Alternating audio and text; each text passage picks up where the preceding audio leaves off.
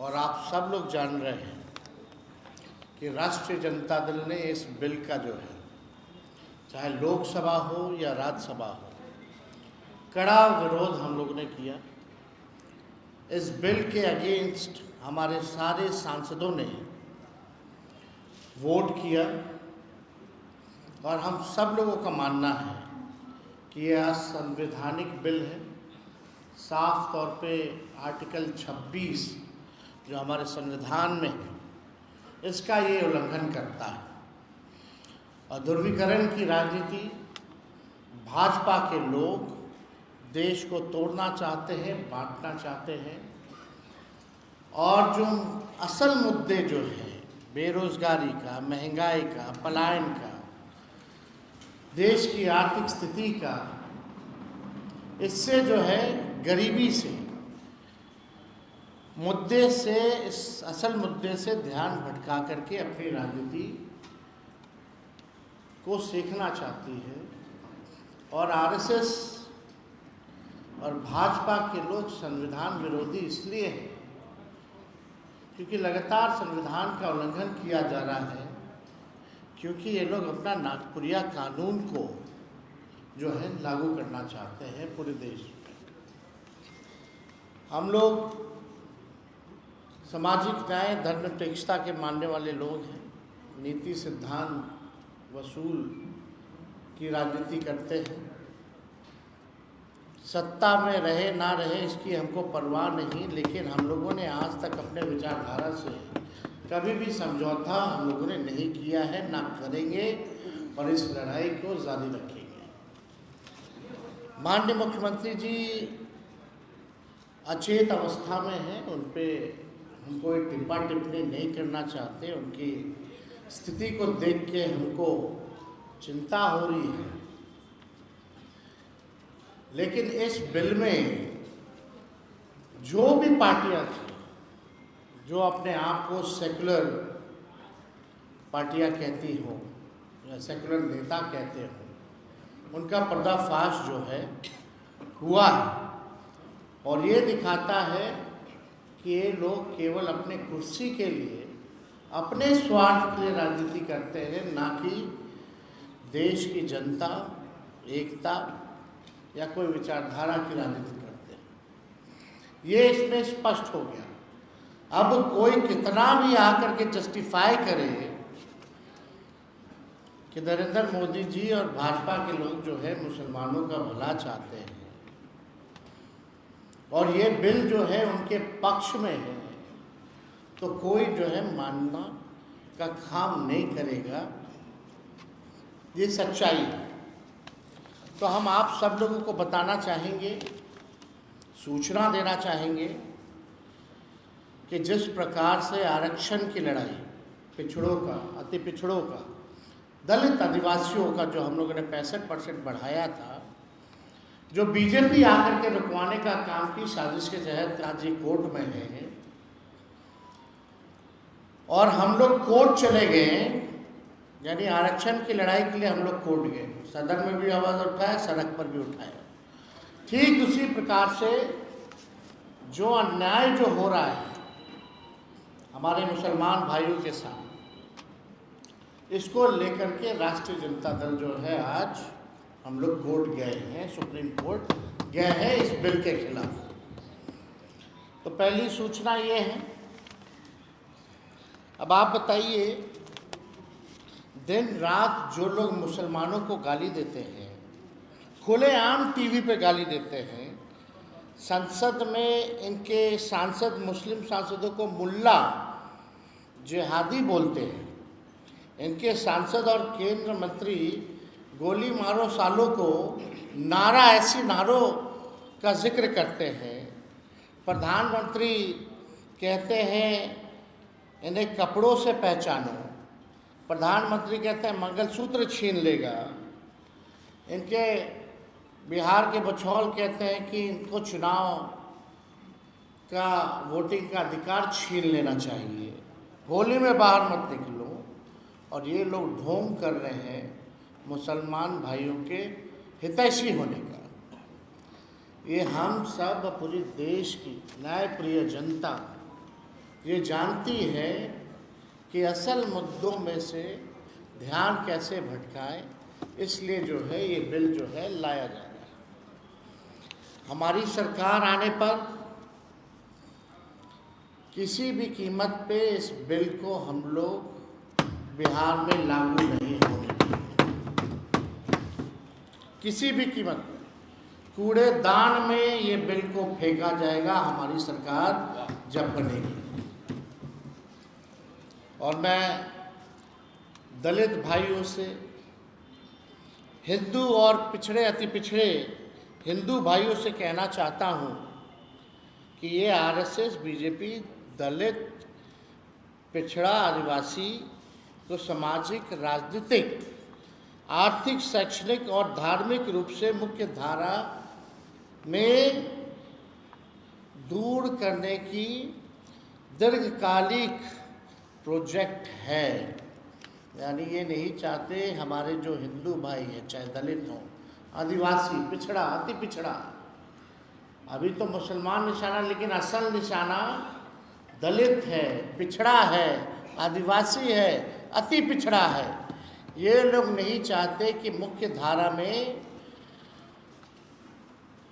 जो हमारे पिछड़े हिंदू हैं, दलित हिंदू हैं, आदिवासी हिंदू हैं, ये मुख्य धारा में ना आए, इनको रोकने की साजिश है। इसलिए आपने देखा होगा 65% आरक्षण भी इन्हीं लोगों का इस एनडीए की सरकार ने, हम लोगों की मांग थी अनुसूची 9 में डालने का, कैबिनेट से हम लोगों ने भेजा था लेकिन नहीं किया। और मुसलमान के नाम पर, मुसलमान के साथ साथ ये मंडल वाले हिंदुओं का अहित और नुकसान करना चाहते हैं। मुसलमान ही नहीं, इसका निशाना दलित, पिछड़ा, सब लोग। आप लोग लगातार देखिएगा, गरीबी सबसे ज़्यादा, बेरोजगारी सबसे ज़्यादा, पलायन। ये कौन? ये पिछड़ा है, दलित है। इनको आपने नौकरी के लिए क्या किया? मुख्य धारा में लाने के लिए आपने क्या किया? हमने विधानसभा में आंकड़ा दिया था, 0.5% का भी आधा अति पिछड़ा और दलित समाज का ना डॉक्टर है, ना इंजीनियर है। ये बिहार में ये स्थिति है। आप इनके लिए क्या योजना ला रहे हैं? इनको कौन आगे बढ़ाएगा? इनको कौन मुख्य धारा में लाएगा?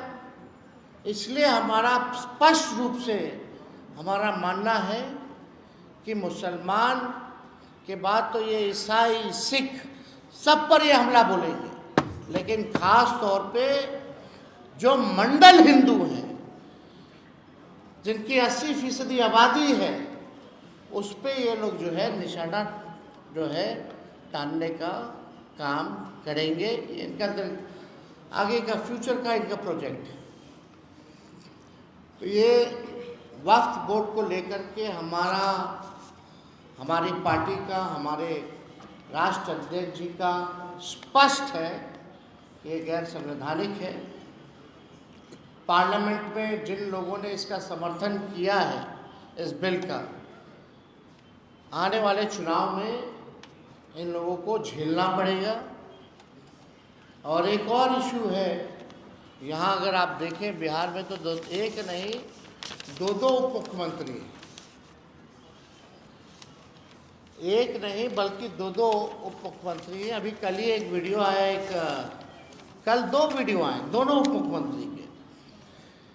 एक मुख्यमंत्री को अधिकारी लोग खाना परोस रहा है और एक उप मुख्यमंत्री जो है बोलता है कि थानेदार का ट्रांसफर कर देना चाहिए।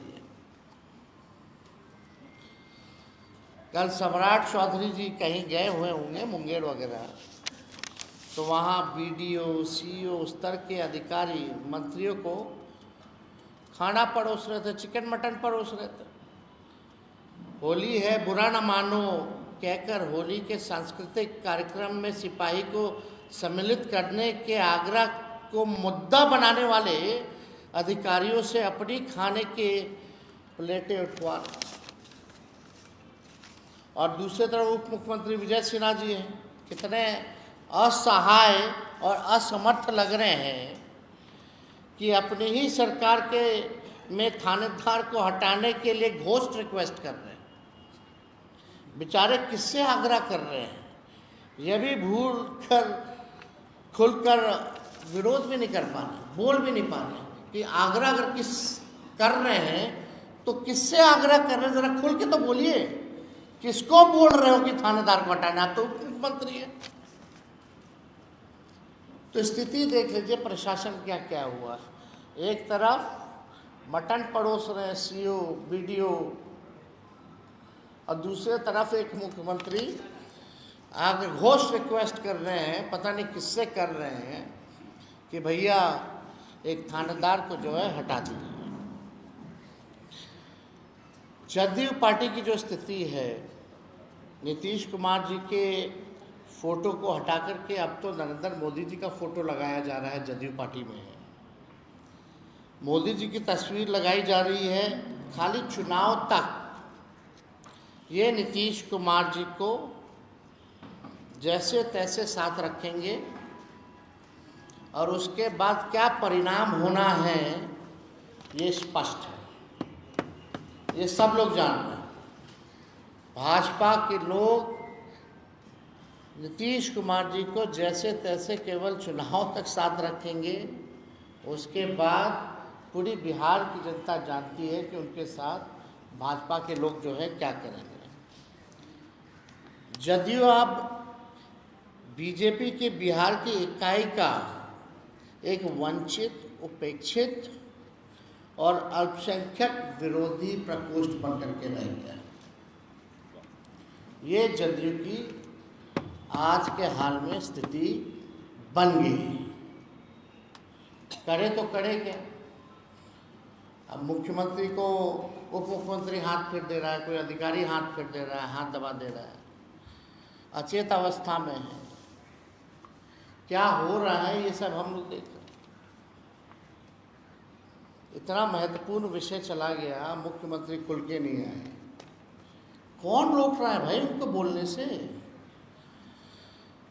ये तो कौन ऐसा बड़ा नेता देश का जो है इस पे नहीं बोला हो। लेकिन हमारे मुख्यमंत्री जी एक शब्द भी अगर वक्फ बोर्ड पे अगर किसी ने सुना हो तो ज़रा बता दें। जब इतने महत्वपूर्ण विषयों पे वो चुप रह रहे हैं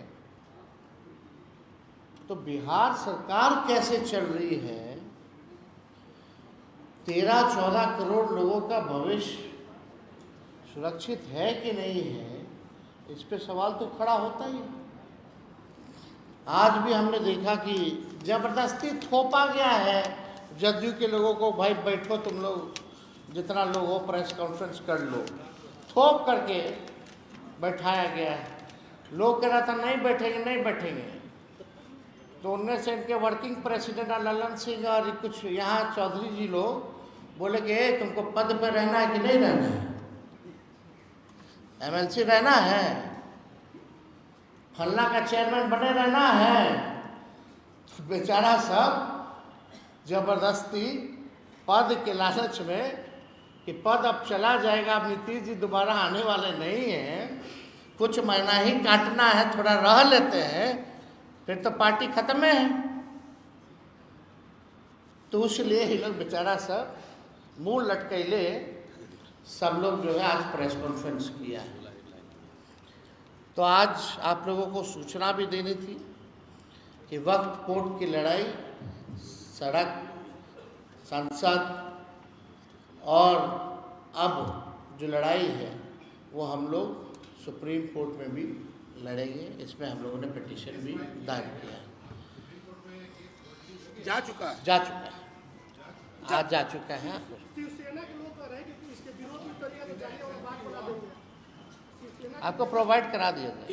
हाँ, अपलोड होते ही मिल जाएगा। वो कह रहे हैं मुसलमान एक बार अपलोड हो जाने तो जालियावाला बाग बना देंगे।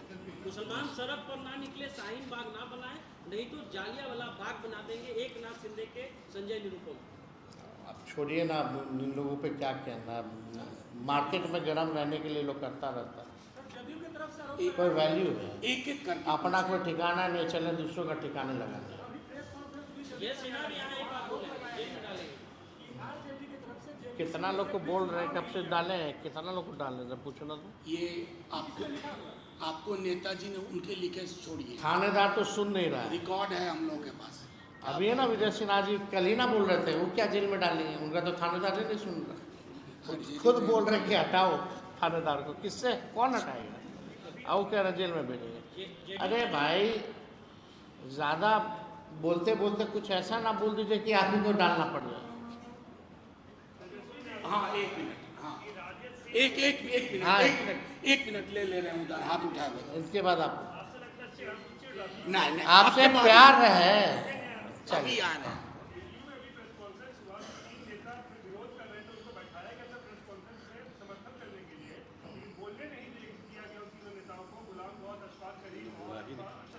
अरे 3 नेता ने, सब बेचारे के पास कोई जवाब तो था नहीं। सब जान रहे अंदर से गलत हुआ, लेकिन ज़बरदस्ती धमका करके बैठवाया गया, प्रेस कॉन्फ्रेंस करवाया गया।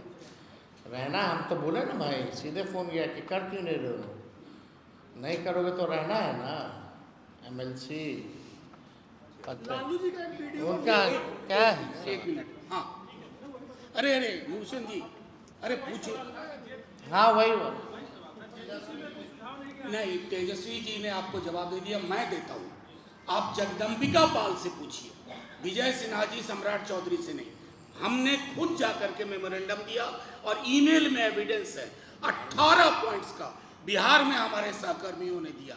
तो इन जिनको जानकारी नहीं है उनकी टिप्पणी पर तेजस्वी जी नहीं, यहाँ भी लोग आए थे, सब लोग हमारे रिप्रेजेंटेटिव गए थे, कड़ा विरोध से दिया है बिहार में मैंने खुद दिया। दूसरों का सवाल पूछो, एक मिनट आराम से। सवाल पूछने दीजिए। अभी जो लोग नीतीश जी का चेहरा लेकर के जो ढोंग कर रहे हैं और जो सरकार पीछे से चला रहे हैं, मलाई जो लोग खा रहे हैं, वो लोग तो भाजपा में ही हैं। तो आप समझ लीजिए, विलय हो ना हो, काम तो भाजपा ही क्या ना कर रही है। तेजस्वी जी अंतिम एक सवाल मिनट, इधर इधर इधर इधर से लेने, अरे इधर से लेने दीजिए, इधर से कोई सवाल। से आपको ज्यादा मोहब्बत है। अब उधर वो कह रहे थे, हाँ आपका सवाल लिया जा चुका। चिराग पासवान कह रहे हैं कि अब जो इस बिल के पास होने के बाद मुसलमानों का अच्छा वोट बैंक हम लोग की तरफ होगा, एनडीए की तरफ। पूछने दीजिएगा, ये चिराग पासवान कह रहे हैं। अब हमको इस पे क्या कहना है, अब इस पे क्या बोल सकते हैं? अब तो आप पीछे से आपने छुरी मार, बोलते हैं हम रहनुमा हैं, आप पीछे से आप छुरी मार दो, क्या मतलब है इसका? तेजस्वी जी यही काम किया गया है ना। नेता आएंगे उसका स्वागत जब आप कीजिएगा। यानी ये तो मीठी छुरी वाला काम है, मुंह में मीठा मीठा, मौका मिले तो छुरा मारो अपने स्वार्थ में। उनके पिता ने इस्तीफा दिया था ना, किस इशू पे इस्तीफा दिया था? रामविलास पासवान जी ने गोधरा कांड पे दिया था ना, वो भी कैबिनेट मिनिस्टर थे ना अटल बिहारी जी के समय। क्यों दिया था? या तो उनके पिता उस समय गलत थे, या तो ये गलत है। अब उससे आप पूछ लीजिए कि आपके पिता गलत थे या चिराग पासवान गलत थे, वो क्या कहते हैं? चलिए सर, एक सवाल सर, जेडीयू के जो नेता इस्तीफा दे रहे हैं या उनके नेता को मुस्लिम आना चाहेंगे, तेजस्वी यादव उनका स्वागत करेंगे?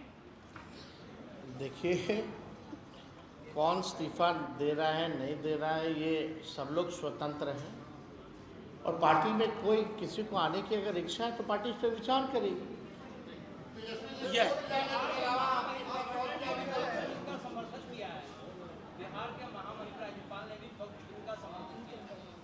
उनकी अपनी राय हो सकती है भाई, हम किसी का राय थोड़ी मानने आए हैं, हम अपनी राय को रखने आए हैं। हाँ आप बताइए।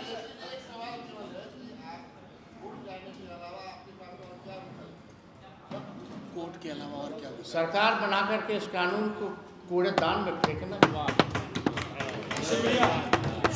CA NRC का भी हम लोगों ने प्रस्ताव जो है भेजा था कि नहीं भेजा था कि किसी भी कीमत पे हम लोग CA NRC को बिहार में लागू नहीं होने देंगे। सब लोगों